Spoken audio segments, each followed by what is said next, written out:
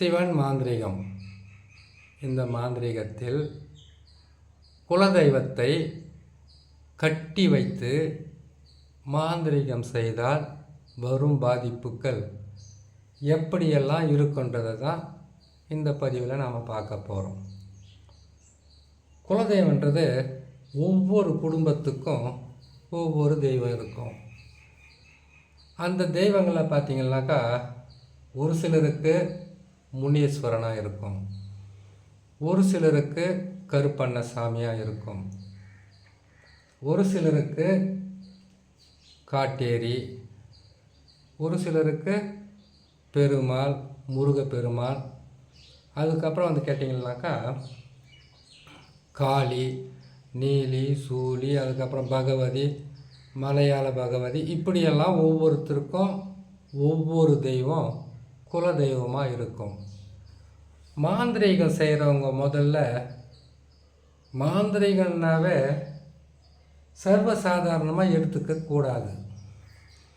மாந்திரீகத்தில் ஒருத்தரை அழிக்கணும், ஒருத்தரை கெடுக்கணும், ஒரு குடும்பத்தை நாசம் செய்யணுன்னாக்கா அதுக்கு முதல்ல குலதெய்வம் பேரை கேட்பாங்க. குலதெய்வம் பேரை கேட்டு அந்த பேரை ஒரு தகடில் எழுதுவாங்க. அந்த தகடு இந்த மாதிரி கோல்டு கவரிங் தகடாக இருக்கலாம், இல்லை செம்பு தகடாக இருக்கலாம், இல்லை இவங்களுக்கு வந்து மொரி தகடு, தாமரை தகடு, இரும்பு தகடு, ஏன் பனைமரத்தினுடைய அந்த ஓலையிலையும் செய்யலாம், எருக்க இலையில் கூட செய்யலாம். குலதெய்வத்தை கட்டி வைக்கிறது மாந்திரீகத்தில் வந்து ஒவ்வொருவருக்கும் மாந்திரீகத்தை செய்யணும்னா அதை கட்டி வச்சு தான் செய்ய முடியும். சரி, தெய்வங்களே கட்டுற அளவுக்கு மாந்திரிகர்களுக்கு சக்தி இருக்குமா என்ற கேள்வி வரும். முடியும். ஒரு மாந்திரீகத்தை முறை பிரகாரம் கற்று அதற்குண்டான பீஜ மந்திரங்களை பிரயோகம் செய்து மாந்திரீகத்திற்கு தேவையான அஷ்ட கர்ம மையம் அவங்க கைவசம் வச்சுக்கிட்டு மாந்திரீகத்தில் பூஜை புனஸ்காரங்கள் எந்தெந்த நாட்களில் எப்படியெல்லாம் செய்யணும்னு நினைக்கிறாங்களோ அது செய்யணுன்னா உடனுக்குடனே தான் முடியாது. ஆனால் பொறுமையாக ஒருத்தர் கற்று அதை பயன்படுத்துகிறாங்கன்னு கேட்டிங்கன்னாக்கா சிந்தாமல் சிதறாமல் அடித்து எல்லா தெய்வங்களுக்கு கூட கட்டுப்போட முடியும். தெய்வங்களுக்கெல்லாம் கட்டுப்போட முடியாதுங்க. யாரை பார்த்தாலும் போய் தான் சொல்லுவாங்கன்ற கேள்வி வரும், உங்கள்கிட்டையும் இருக்கலாம். ஒரு குலதெய்வத்தை கட்டி வைக்காமல் மாந்திரீகத்தை அவங்களுக்கு பயன்படுத்த முடியாது. அப்படி மாந்திரீகத்தை அவங்க பயன்படுத்தினாலும் முழுசாக அவங்களுக்கு பாதகத்தை செய்ய முடியாது. அதுக்கும் காரணம் இருக்குது.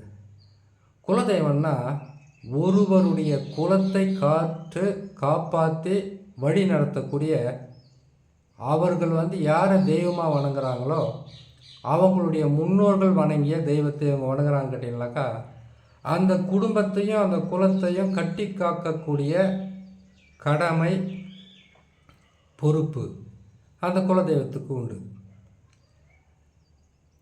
ஏம்பா வருஷம் ஆச்சு, குலதெய்வத்துக்கு பூஜையே போடலையே, குலதெய்வத்தை போய் கும்பிட்டுட்டு வந்து தான் ஏதாச்சும் ஒரு நல்லதை செய்யணும். குலதெய்வத்தை நாம் கும்பிடாமல் எதையும் நாங்கள் செய்ய மாட்டோன்னு நிறைய பேர் சொல்கிறத நீங்கள் கேட்டு இருப்பீங்க.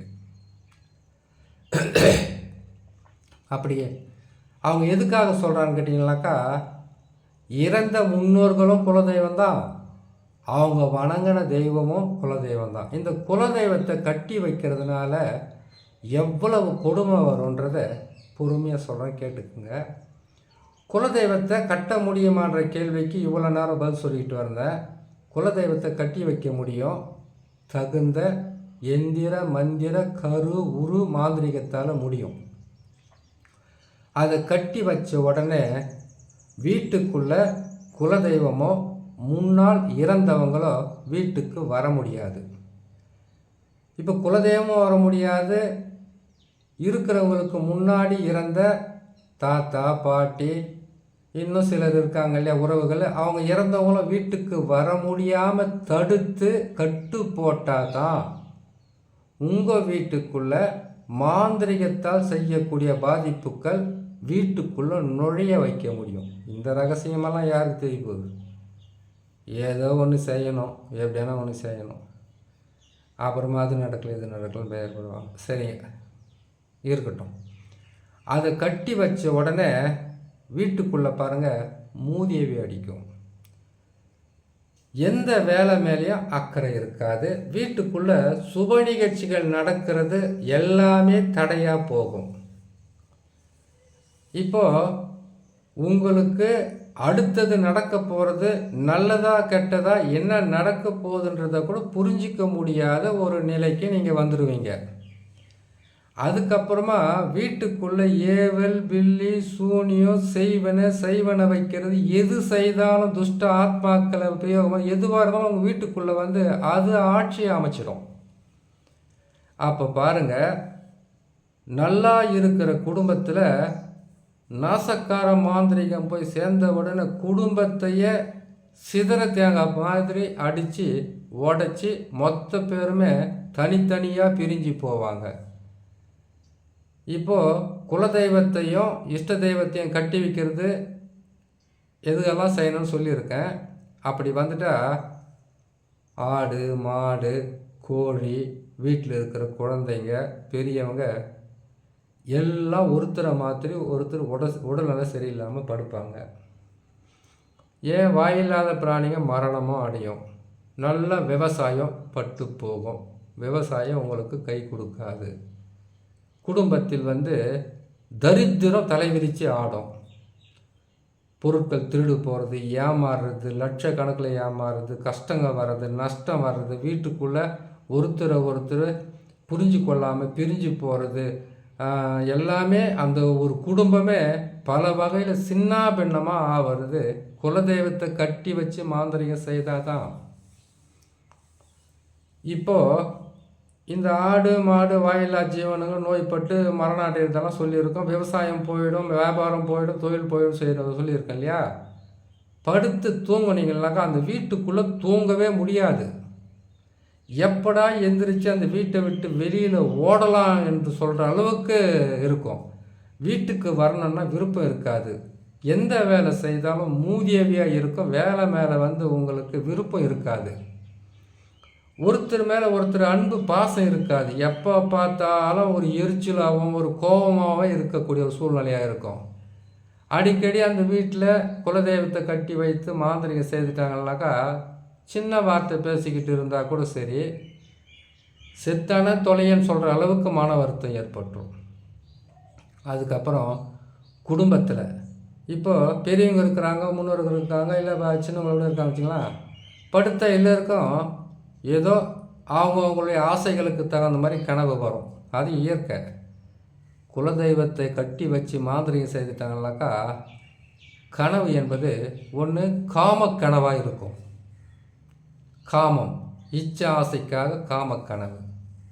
இன்னொரு பக்கம் பேய் பிசாசு வர்ற மாதிரியும் பாம்பு வர்ற மாதிரியும் மாமிசம் வர்ற மாதிரியும், அதே மாதிரி கேட்டிங்கன்னாக்கா வெட்டிக்கின்னு குத்திக்கின்னு சாகிற மாதிரியும், இல்லைன்னா பிறத்தங்களை தூக்கிட்டு போகிற மாதிரியும், எரிமேடையில் எரிக்கிற மாதிரியும், தலை விரித்து ஆடுற மாதிரியும், குடும்பத்தில் ஏதோ அந்த வீட்டுக்குள்ளே ஒரு ஆத்மா இருக்கிற மாதிரி, பக்கத்தில் படுத்துன்னு இருக்கிற மாதிரியும், எந்திரிச்சு போகிற மாதிரியும், ஆளுங்களை வந்து உசிப்பு விடுறது எழுப்பி விடுற மாதிரியும், கையை காலை பிடிச்சி இழுக்கிற மாதிரியும், தலையை பிடிச்சி இழுக்கிற மாதிரியும், அப்புறமா நெஞ்சு மேலே ஏறி உட்காந்துக்கிற மாதிரியும், அதுக்கப்புறம் கேட்டிங்கன்னா ஆண் பெண் இணைவு மாதிரி ஏற்படுற மாதிரியும், இப்படியெல்லாம் குலதெய்வத்தை கட்டனா தான் செய்ய முடியும். சும்மாவே செஞ்சிட முடியாது. இது மட்டும் இல்லாமல் எந்த தொழிலும் செய்யுங்க நஷ்டம், எந்த வியாபாரம்னா செய்யுங்க நஷ்டம். குடும்பத்தில் வந்து ஒருத்தருக்கு ஒருத்தர் ஒரு சமாதான பேச்சு இருக்காது. அப்போ தான் மாந்திரீகத்தை முழுமையாக உங்களால் பயன்படுத்தி உங்களை அழிக்க முடியும். இந்த குலதெய்வத்தை கட்டணும்னு கேட்டிங்கனாக்கா எப்படி கட்டுவாங்க? ஒரு கேள்வி வர இல்லையா? குலதெய்வம் சாமியாச்சே, நீங்கள் முனேஸ்வரனை சொல்கிறீங்க, துர்க்கையை சொல்கிறீங்க, காளியை சொல்கிறீங்க, நீலியை சொல்கிறீங்க, எல்லாமே சொல்கிறீங்களேன்னு கேட்டிங்கனாக்கா, தேவதைகளில் வந்து கேட்டிங்கனாக்கா ஆக்ரோஷ தெய்வம்னு ஒன்று இருக்குது, சாந்த தெய்வம்னு ஒன்று இருக்குது. எப்போவுமே நல்லவங்க அமைதியாக நிதானமாக ஒரு சண்டையாக நடந்தாலும் விலகி போவாங்க. ஆக்ரோஷமான மனிதன் கெட்டவங்களை பார்த்தாக்கா அவங்க விலகி தான் போவாங்க. ஆக்ரோஷ தெய்வங்களை வச்சு செய்வாங்க.